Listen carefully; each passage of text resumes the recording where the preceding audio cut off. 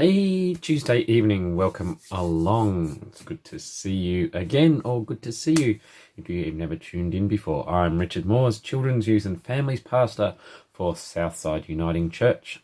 Southside Uniting Church, one congregation over multiple sites in the south of the River of Brisbane. So we meet in Mount Gravatt, Tarragindi, Yeronga and Holland Park.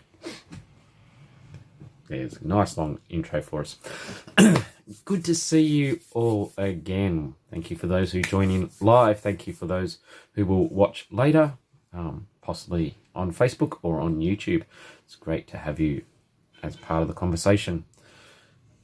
As always, we want to acknowledge that we meet on land that God has created, and God's Spirit has dwelt in this land, and God has gifted and called for a long time the Yaga and the Turrbal people to care for this land. So we pay our respects to the elders past, present and emerging, for they have cared for God's land and sought God. And we pray that we will seek God and care for this land in the same ways. As always, I'm not alone because Rod's here and Kylie's watching. But I've also... Yeah, we've got Fozzie Bear come along again. So if you've got a comment, if you've got some comments, put them in. So if you've got comments, pop them in the comment bar, and we'll talk about whatever you put in there. Nothing. We're going to talk about nothing. Okay, we'll just sit here and be quiet, will we? Bet they wonder how long this can go for. It could go a long time. It could go a long time, couldn't it? So if you've got comments, pop them in. Any thoughts, any questions as we go along. Movie quote. That's right. So each week we have a movie quote. Rod and Kylie got last week. Carpe diem, seize the day, boys. Make your life extraordinary, from Dead Poets Society. One of, if not my favourite movies. Hi, Fix. I'm fuzzy, I'm not Fix. I don't know. But hi, Rod. Yes. So this week's movie. And maybe it's, or this week's quote, maybe it's very, good for, Foz, very good for children's, youth and families is, ready for it? Are you ready? Now, are you ready? Okay, this week's quote is, nobody puts baby in a corner. Oh, that's good for children's ministry. That is. Shouldn't put baby in the corner, should you? No, you don't, not to leave them there. If there's a cot in the corner, you could put them in the cot. You could. So nobody leaves baby in a corner. See if you can. Well, nobody puts baby in a corner.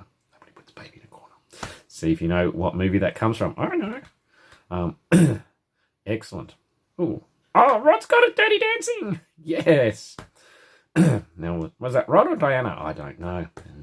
Rod was brave enough to admit that he knows that comes from Dirty Dancing. So well done, Rod. Yay. Kylie didn't know where it came from. That's all right. It does come from Dirty Dancing. There we go. So we've been exploring Pamela Irwin's book, A Critical Approach to Youth Culture. We've looked at how we might be ethnographers and look at the culture of young people and explore that and try and understand that to help us in our connections with young people. And so now, having talked about what that means and the sort of ecosystem of young people's growth and how they connect with smaller groups and interconnected connections, remember the ecosystem, exosystem, all those things. Last week, we're going to look at the cultures of adolescent relationships. There we go. And not just lovey relationships, but we will get onto that. But in those sense, all relationships that young people have. And so obviously one of the key ones for that is peer relationships. So adolescents start to socialize or socialize a lot in a significant time. It's a time of learning appropriate skills, values, and beliefs for functioning successfully in one's society.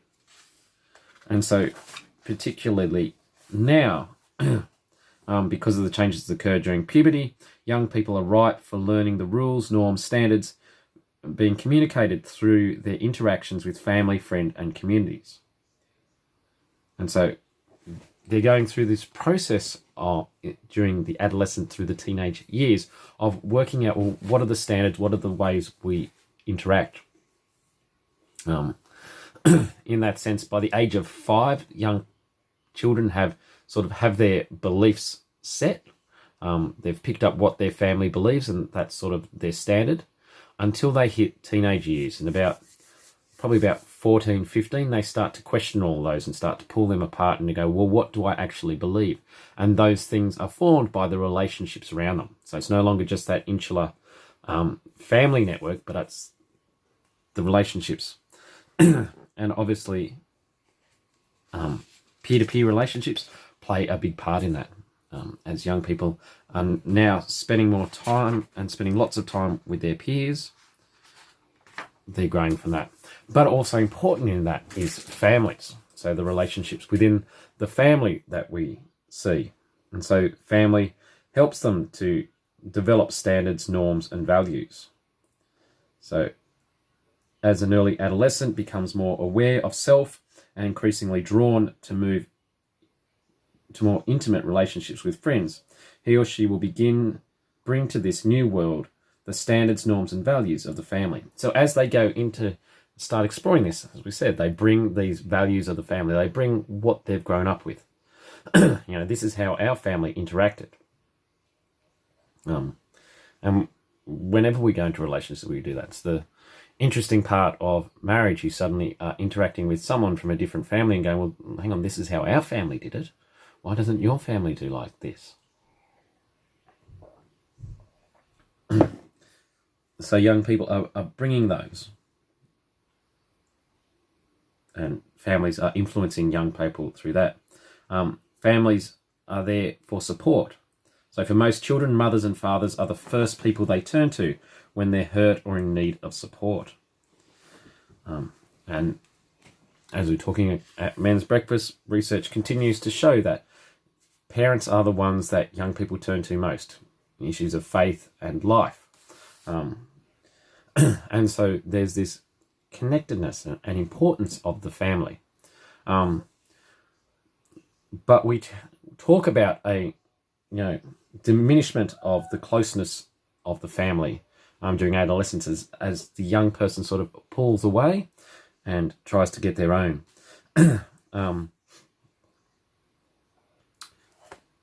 Pamela says, the closeness between parents and teens diminishes during adolescence, but this diminished closeness is more about an adolescent's need for more personal space and privacy and fewer expressions of physical affection than it is a decrease in love and respect for the parents. There is additional research that indicates that distancing, particularly in the early years of adolescence, is a short-term change, and that by the end of high school, there is a return towards greater levels of intimacy and closeness. So particularly in those early or mid-teenage years, high school type age, and probably mid-high school for us, because remember this is an American book, so they talk elementary, junior high, and high school. And so you're probably looking at that year 9, 10, 11, sort of 10, 11 era. There's that pulling away. And it's the struggle that parents sort of go through as, the young people seem to be pulling away and spending less time, and there's that less closeness and less connectedness than what might have been there. And that can be seen by parents and people as, oh yes, the young people aren't connected with their and don't love their family as much as them. And sometimes there are negative things within families that make that true, but as Pamela is saying, it's not really that. It's just young people trying to find their space to be themselves, them space to, identify themselves. We've all, those of us who are adults, all have gone through puberty and know what it means to hang on. I just want my space to be me. I don't want my family around while I'm exploring, who I am and various things. So there's these changes going on. But it's important to, realize it's not about, they're giving up on family. And of course, that's the challenge. We sort of see that and go, oh yes, young people don't want their family around. That's not the connection. And I guess that's why we've outsourced faith formation, particularly in youth, because it's like, oh, well, they're not going to listen to their parents. Well, no, they actually are.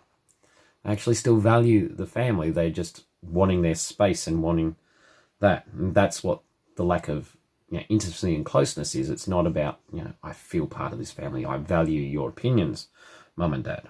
Although there might be tensions there, because sometimes the things mum and dad say, obviously come into tension with the ways that they're trying to explore themselves.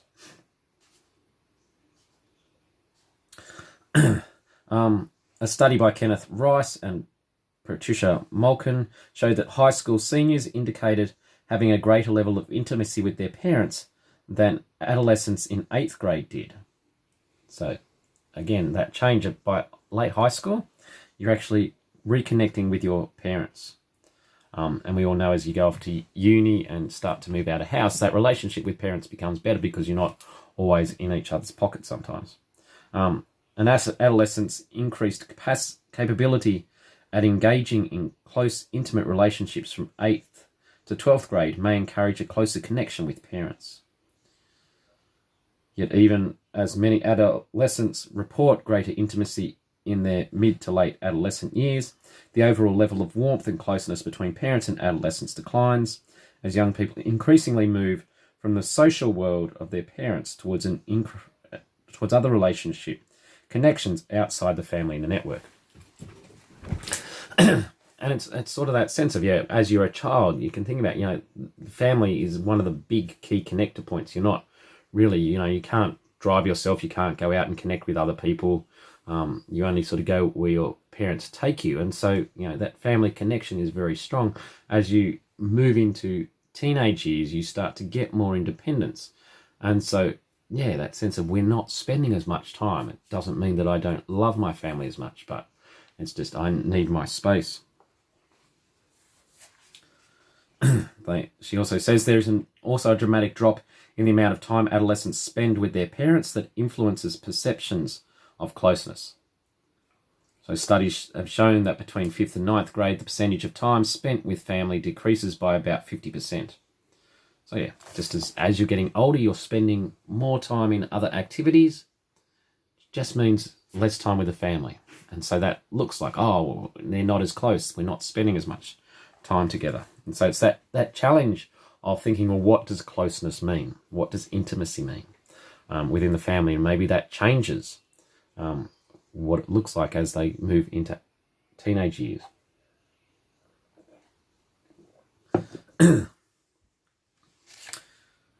Excellent. And so then they talk about the sort of peer relationships. And we all know, peer relationships become important and even more important in teenage years as, they connect with, well, what are my peers saying? And why do young people connect with the groups they have? So why do they make those friends and not those friends? One of the reasons for those connection points and friendship groups is feedback and mutuality. So you find people who are going to feed back to you and help you to understand who you are. We've talked about before, young people as they're forming themselves are looking for feedback to say, yes, you're a valuable person, or no, you shouldn't do that. To be a real good person, you should do this. They're looking for feedback. They're looking for mutuality. People who are like them, who are going to go, yes, who you are is great. So I'll find friends that affirm their sense of self-worth. And so, teenage years, you get all these little subgroups within high schools, and they're connecting with the people like them. So the sporty jocks hang out with the sporty jocks, and I affirm, spending all your time in sport, that's wonderful. And the nerds hang out with the nerds, the emos with the emos, the preppies with the preppies, the goths with the goths, blah blah blah blah blah blah blah blah blah. They're connecting with people who are the same, that affirm them. Also within these groups, and within peer relationships, they're starting to discover self-disclosure. So during adolescence, young people learn and develop an awareness of appropriate disclosure of personal information. And as they become more adept at close friendships relating, they also learn when and where, how and with whom to share their worries, fears, secrets and embarrassing experiences. So these friendships help them to work out, what can I share and when can I share it? Children have no filter. And so you hear all about what they've done and their silly things. As you move into the teenage years, you start, that filter starts to go, oh, and these relationships helps you to know, okay, I don't say that. If this is happening, I don't talk about it.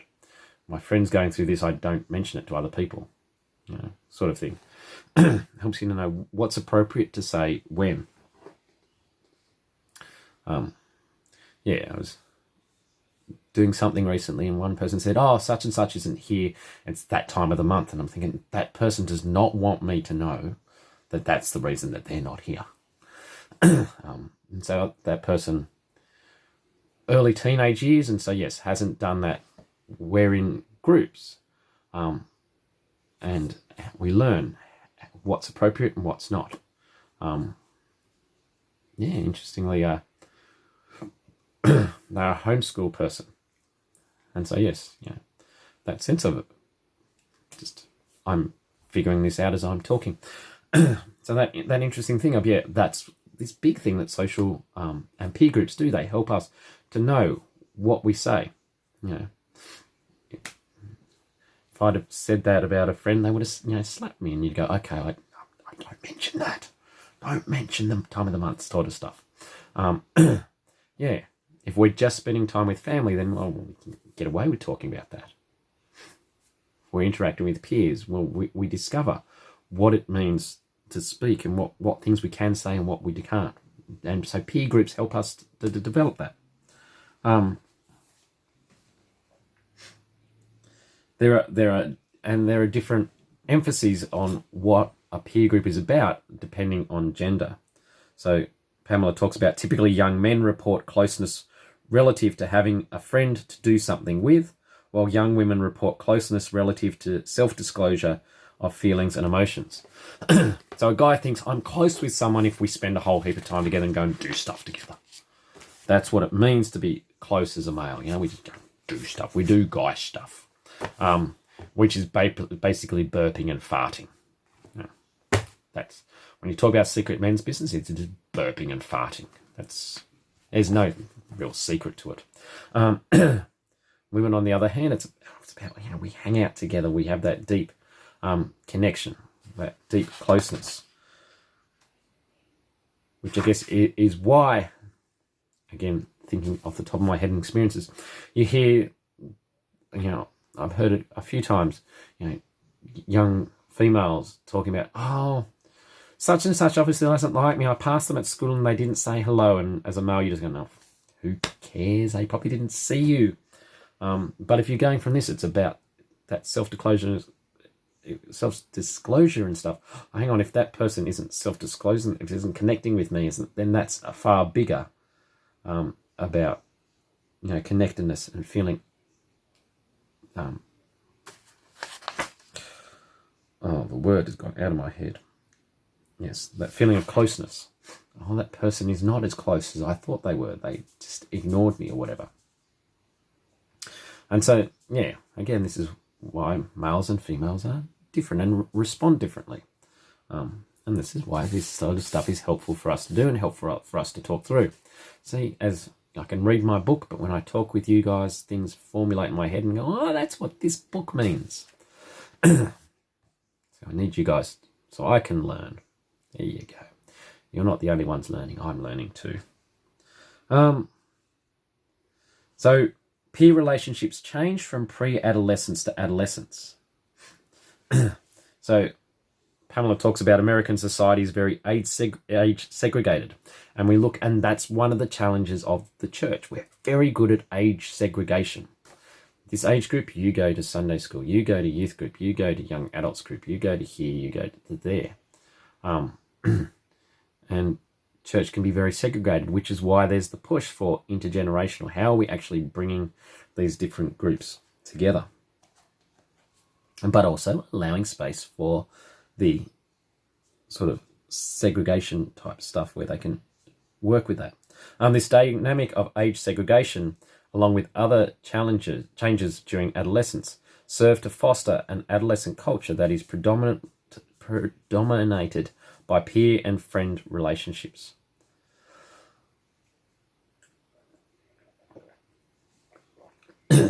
So, peers become very important in adolescence. The number of peer friendships will increase during adolescence.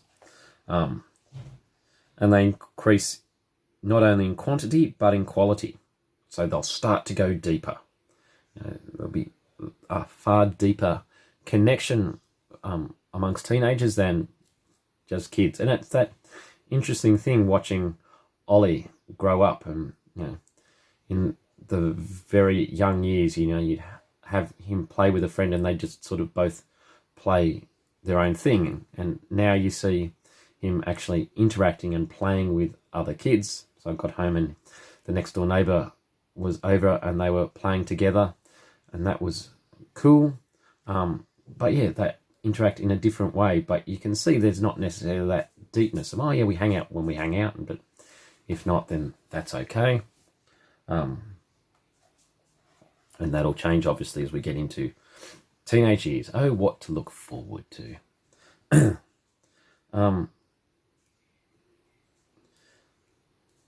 So it says, not only is there typically a significant increase in the amount of time young people spend with same-age peers, but there's also a corresponding decrease in the amount of time spent with adults. Until 1930, attending high school was a luxury, and adolescents were generally working or at home, thereby spending greater amounts of time with other adults and young people of different ages. For most American teens today, those settings are limited. So there's very few places where young people hang out with adults.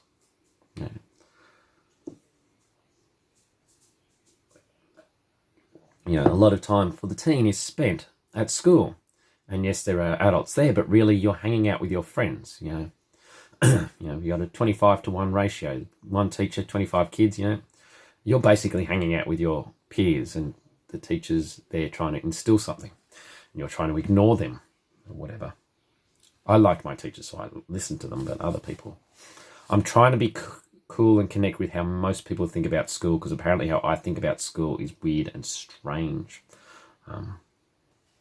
So yes, so there's that challenge, and this is one of the joys that the church can have. We can bring those adult to teen connections. We can allow them that space where they can talk with adults and learn from adults, not just their peers. And so John Santhrock, citing the work of others, identifies 6 categories of adolescent friendship functioning. So 6 things that adolescent friendships do. They are for companionship. So adolescents just seeking friends with whom they share similar interests and activities. Increased time in a peer-dominated context means an increased reliance on peers as social companions. So it's about, we just spend time together. We just hang out. And so you see young people just hanging out. The shops are just hanging. And that's what the relationship is about. It's important, just, those connections, that companionship. You don't have to always just be doing something. We can just hang and be. Number 2, they can be for stimulation.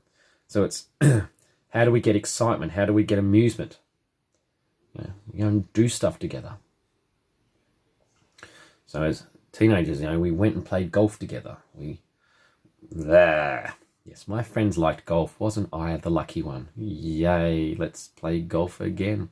The best time was when we went and played golf, and my mate had just got new clubs, and on about the 4th hole, one of them broke. And it's like, I shouldn't laugh at you, should I?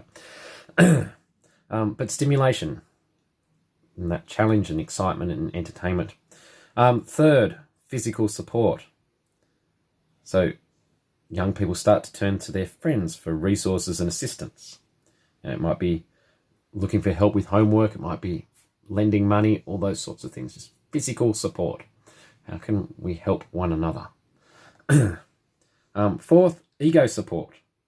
So not just financial or physical support, but that emotional support and that encouragement that builds me up and says, hey, I'm a worthwhile person. Remember, they're going through this major time of working out who they are, which we do all of life. We're always trying to work out who we are. But so key in adolescence. So how do we find friends who are going to help to build us up and go, hey, you are a great person? 5, social comparison. So closely related to ego support is social comparison, in which young people look to friends to give them feedback on relations with others, from parents to teachers and peers. So you give me feedback. This is how I'm relating to others. Is this the right way? Should I be, chatting with my teacher like that? Or is that, that's what the nerds do when we're not a nerd, so you don't go and do that. And 6th, intimacy and affection. So friendship relations function to provide young people with warm, close, trusting relationships that include self-disclosure. So it's that intimacy of this is a place where I'm safe to talk about who I am and to explore who I am and some of that deeper down stuff that I might find difficult and just superficial stuff. So, yeah, that sense of, for young people, their friendships are working, are important. They help with companionship. They help to give stimulation, their physical support, their ego support, their social comparison, and their intimacy and affection. And so, we see naturally the importance of peer-to-peer relationship, and that's why it's all this development stuff that's going on. It's all this working out, what does it mean to be a human being? What does it mean to be me? What does it mean to be part of this group that I associate with? What does it mean to be me? Who are the people that are like me? What does it mean to be part of that group? And so there's a lot of that, and that's part of the importance of peer-to-peer relationship. So it's important, of course, as we've talked about. One of the here to stay pillars is, we need those positive peer relationships. We need to be making sure our young people are connecting with people who are, giving them good ego support, helping them to say, yes, that's good on the things that are good, and no, you shouldn't be doing that on the things that they shouldn't be doing. So we want good ones. We want good companionship, walking the journey. We want, to be providing that physical support. We want to have spaces where our young people can be vulnerable and open up. So this is the importance of relationship. And yes, it seems like young people might lose that closeness to family, but again, it's just that change. So it's that change from, the family to connecting with peers who can help me to comprehend, help me to know what I say, when and when not to say things, all that sort of stuff. So that's some things about relationships. We'll look at possibly next time. Don't know. Next week is Fun in the Sunday. Woohoo! Almost. I got the electives worked out today. Who's in what? Still waiting for a few regos, so not quite finalised, but sort of got that. I've almost got groups done. I think I'm almost ready for next week. So we'll see what mood I'm in on Tuesday. But we'll do something next week. But we'll come back either next week or after my holidays, and we'll explore how media impacts relationships and that romantic relationships with young people. But there's some thoughts about relationships. If you like anything I've said, feel free to hit the like button. If you want to share it with others, share. If you want to leave any questions, comments in the box below. Have a great week, and I will see you round. Bye.